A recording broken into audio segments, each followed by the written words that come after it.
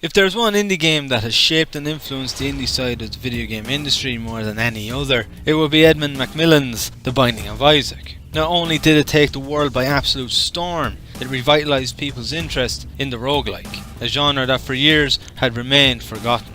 Since, the roguelike genre has surged, countless titles of all shapes and forms have appeared throughout the gaming world, some cloning tried and successful formulas, while others try new and interesting things with varying results. And the game we're looking at today is one such game that tries to do things a bit different. Hellmuth the Badass from Hell, I'll refer to it as Hellmuth from here on in, is a roguelike action game developed by Volcanic Studios and published by Grindstone. It released on Steam and GOG.com February 27, 2018. Hellmuth is an interesting game that tries to change things up from the standard roguelike formula, but severely lacks enough content and polish to give the game the replay value that games of this genre so desperately needs. You take on the role of Hellmuth, a mad scientist who attempts to make a bargain with a demon to be granted infinite lives. Upon summoning the demon, it unleashes hordes of monsters into Hellmuth's lab before turning on Hellmuth himself and killing him. Later, another portal opens with a different demon entering the now destroyed lab, this new demon being called the Eye of Kara. Kara grants Hellmuth his wish of infinite lives, bringing him back from the dead, but leaving him as a floating skull. Hellmuth wants his body back, and to do that he must kill the demon that destroyed it. To help him on his way, he is given the ability to transform into various creatures and demonic entities. And so, with his new powers and new body, Hellmuth sets out to seek revenge on the demon that killed him, and ultimately attempt to get his body back. That is pretty much the plot in its entirety of the game. It doesn't really deepen or go any further than that, even when you do eventually get Hellmuth his body back. It does add in a little twist at the end, but nothing that you wouldn't have already seen coming. There isn't much to the plot of the game. It is the standard, get revenge on the one who killed you. This wouldn't be so bad if there was a bit of lore to the game, but there isn't. There is no backstory into the characters or enemies, and no history of the locations you visit. I know that roguelikes aren't exactly known for their lore-filled worlds or heavy plots, but the game just gives nothing, and it ends up with you not really giving a crap about Hellmuth, or any other characters you meet on the way. Who is Hellmuth? I don't know. How did he summon the demon in the first place? I don't know. The game doesn't explain any of that, and how am I to care about the characters if I don't know anything about them? Granted, they have their own unique personalities, but that is about it. Even the Binding of Isaac and all the madness it carries gives enough that you at least care about Isaac and want him to reach his goal, that being to escape from his deluded, murderous mother. Isaac was just an innocent child while his mother became insane after watching too many Christian programs, making her think that God was telling her to kill him. You had a villain with a motive, and you had a protagonist with an objective, who you were rooting for, but that isn't the case here. At the end of the day, the plot does what it is intended to, and that is to create the setting and to get things into motion. But aside from that, it offers the bare minimum, and quite frankly, it isn't enough, even for a roguelike.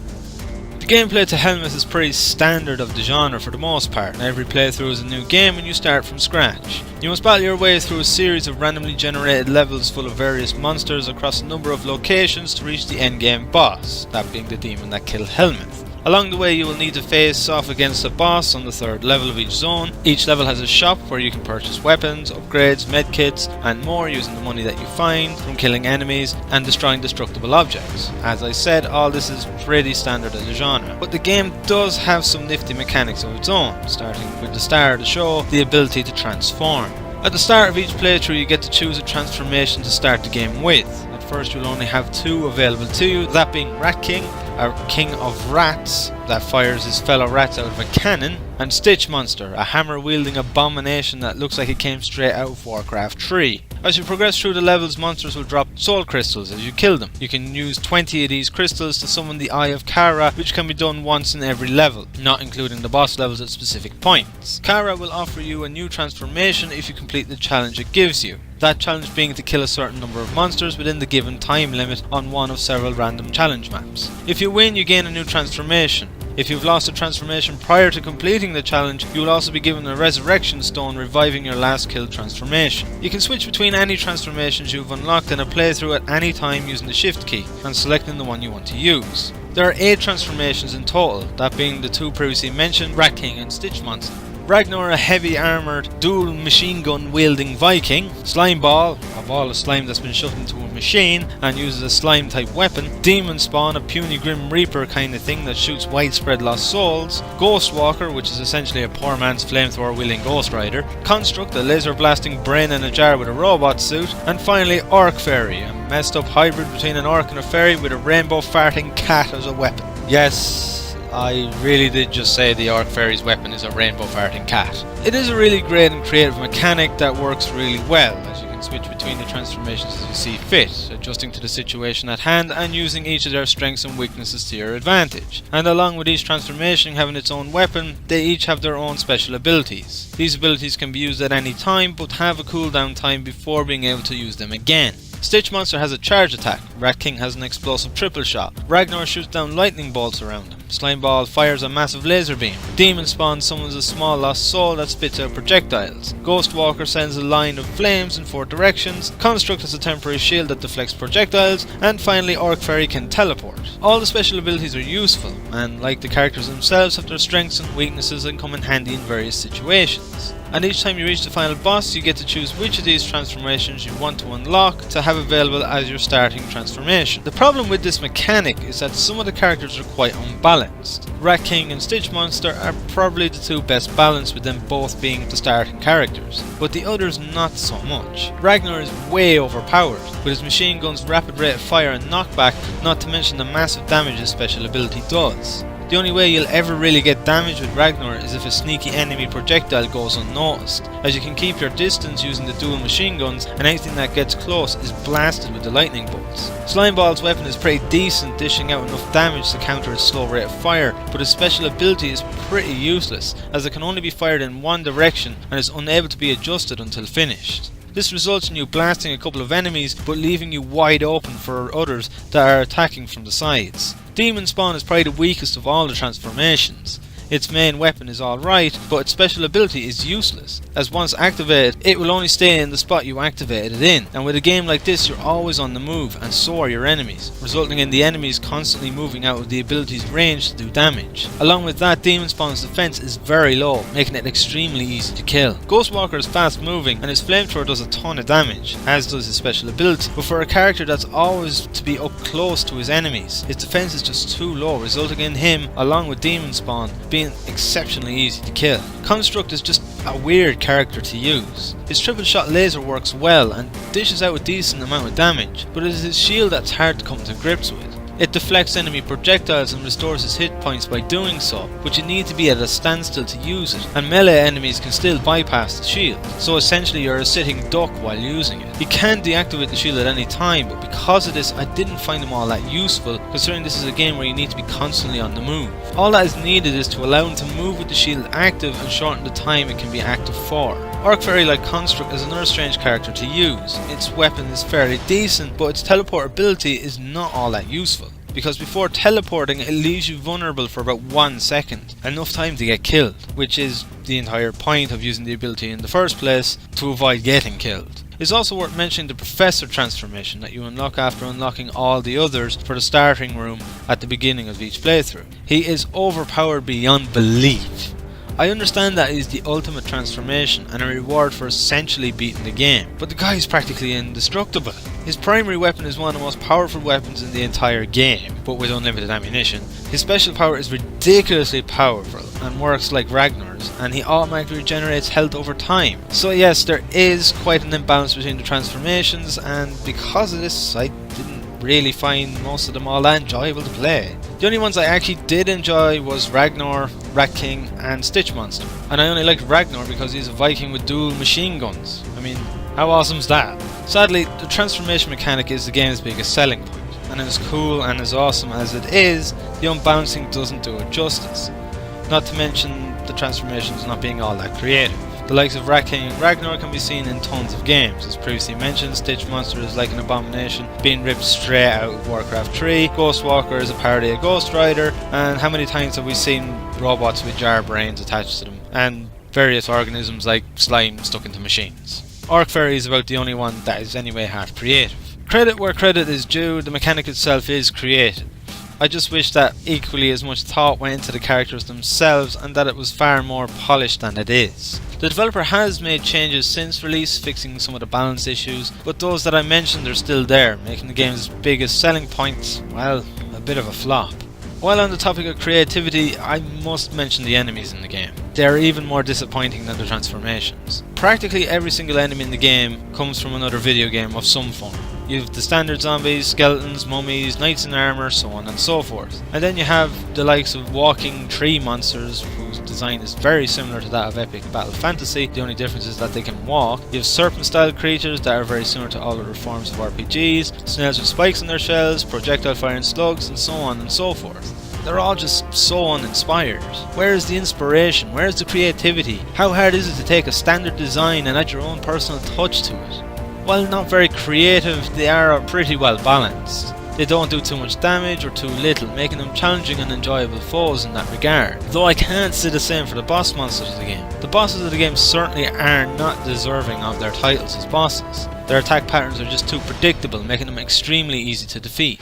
In the entire time I've played the game, I've never lost a run to a boss. I've lost a transformation or two out of carelessness, yes, but never actually died. Their attacks do deal the right amount of damage, but they're just too easy to avoid, and after a few minutes you know exactly what attack they're going to use next. And the final boss of the game is the worst of the lot. He's by far the most predictable, and you will have to be blindfolded before he'd hit you. It is very underwhelming to say the least. The mini bosses that you encounter throughout the levels are more menacing and dangerous than any of the bosses. Their attacks are actually dangerous and are a lot harder to avoid. When standard enemies and miscalculating when throwing explosive barrels are killing you more than what are supposed to be the most difficult enemies in the game, there's definitely something wrong. And roguelikes are a genre that take particular pride in their challenging bosses, making Hellmuth a lot to be desired. Then there are the weapons that you buy using your gold in the game. Some of them are pretty unique, like Garfield, a fat explosive cat, or Murphy, an explosive donkey head that turns into smaller versions of itself. Then you have shotguns, handguns, SMGs, revolvers, grenade launchers, grenades, rocket launchers, laser weapons, and pretty much anything else that you can imagine that uses ammunition. The weapons are really fun to experiment with and use, but they have the same problem as nearly everything else in the game: imbalance. Considering you need to use your hard-earned gold to buy these weapons, with the exception of maybe finding one in a chest throughout each level, they don't do an awful lot of damage. In fairness, I am not expecting a pistol to do double the damage of the character's default weapon, but for the bigger, more expensive guns, I was expecting more. With the very limited ammo of these weapons, they should have much higher damage. They are only granting you temporary power, and between them being few and far between in chests and having to spend money on more than just weapons, this should be more rewarding. I found just using the transformation's default weapons and spending all my money on upgrades to be far more rewarding and worth it than buying any of the weapons. They are fun, but they end up being very underwhelming. There's no mistaking the gameplay to Hellmuth has a lot of problems, but they are problems that can be easily fixed with time and effort. There is fun to be had with the game. When you do get the hang of things and just enjoy the action, it can have some really enjoyable moments. But if it is to become relevant in the sea of roguelike games out there, it needs to pull out all the stops, as the standards of gameplay for the genre have really become tremendously high in recent years. I really wish I could say that the problems with Hellmuth ends with the gameplay, but it doesn't. It only continues with the level design. The game contains 4 different zones that you need to make your way through, each with 2 levels and 1 boss level. The first is the medieval castle zone, the second is the sewer zone, the third a cave system, and the final one is hell itself. Essentially how the level design works is that at the start of each level it loads up the rooms of the level and shuffles them around to change the layout, in typical roguelike fashion. How this is done is fine, it allows for a different and unpredictable layout every time. The problem is that there isn't enough variation. You can find the exact same rooms are placed within the levels every single playthrough. If you were to compare it to something like The Binding of Isaac or even Monolith, you can play those games over and over and over and still discover new and challenging rooms that you've never seen before. But that is just missing from the level design of Hellmuth. Every playthrough feels the same, it feels like you've been there and done that. And for a genre that relies on replayability for long-term gameplay, this is a cardinal sin. But it isn't just the level design itself that has the problem of lacking variety, it's the enemies too. Again, other roguelikes consistently introduce new enemies as you complete each playthrough, bring new challenges to face and more powerful and unpredictable enemies. But with Hellmuth, no matter how many playthroughs you complete, the enemies are the same each and every time. And when you combine them with the fact that your only reward for completing a playthrough is unlocking a new starter transformation, which you unlock as you progress through every single playthrough anyway, there's nothing there to make you want to keep playing. The only reason I kept playing as long as I did was to unlock the Professor so that I could comment on his balance. If it wasn't for that, I would have just dropped the game long before I came close to unlocking him. Roguelikes need plenty of variety to bring something new to the player every single time. It doesn't have to be an entirely new experience every playthrough, but enough variation to make it feel refreshing, and that just isn't the case here. The developer has announced that they're working on new content for the game, and that is great to hear, but if the level design problem is going to be fixed and the game is to actually have replayability, they need to add in a lot more content. The game needs more room variations for the game to choose from when building levels. It needs more enemies to make the combat more fun. It needs more transformations to make it a bit more exciting and varied. It needs more of everything. Overall, the level design is okay, nothing more, nothing less. It does the job, but only to a minimal level. With just one playthrough, an average thorough playthrough lasting 45 minutes to an hour, you will have already seen everything that the game has to offer, and that just isn't good value for money, and certainly makes many other roguelike titles far better value.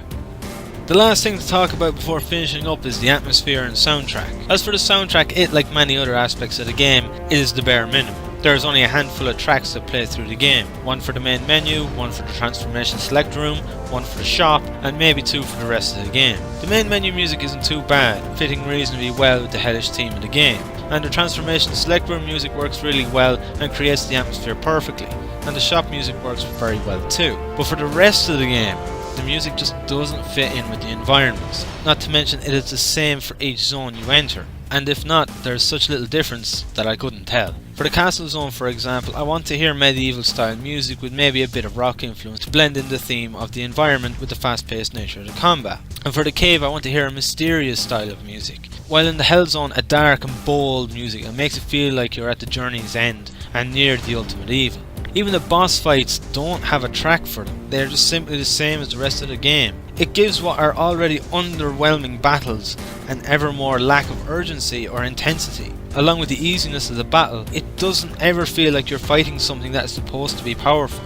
And without matching tracks for the zone and a big ball track for the boss fights, there's just no atmosphere there. The castle feels the same atmospherically to the sewers feels the same as the caves, and hell feels the same as all of them. Like pretty much everything else in Hellmut, the atmosphere and soundtrack are bare minimum, and it just makes the world feel so bland and soulless.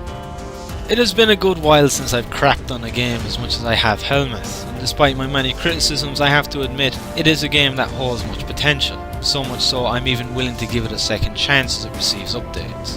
It has everything it needs to be a good game, maybe even a great one, but right now, in its current state, it's a long way off. Hellmuth certainly has had passion and love put into it, but it is one of those games that gives the sense of a troubled development and a rushed release, the lack of polish and content being evident of that. It attempts to make a twist on the standard formula, and that works very well despite its unbalance, but practically everything else is lacking. There is certainly fun to be had with the game if you can put aside its glaring issues, but ultimately it is a game that is just not worth its price tag at this moment in time. And with that, I give Hellmuth the Badass from Hell 4 out of 10. It isn't a terrible game by any stretch of the imagination, but there is a lot of work to be done with it. And I'm hoping that with the upcoming new content update, there'll be a nice chunk of new and creative goodies in store for us, because that could be the game's last chance at having any shot of relevance within this now overpopulated genre.